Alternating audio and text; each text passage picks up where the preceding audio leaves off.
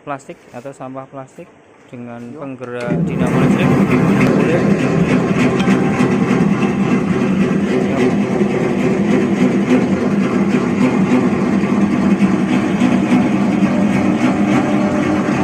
Langkah selanjutnya kita masukkan bahan.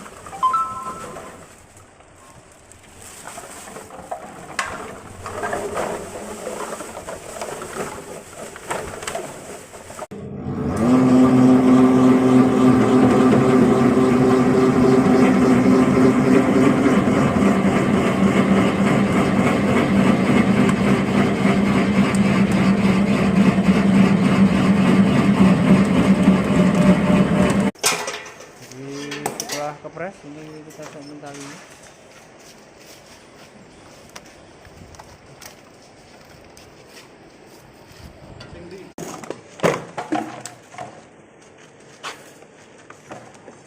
Balik lagi.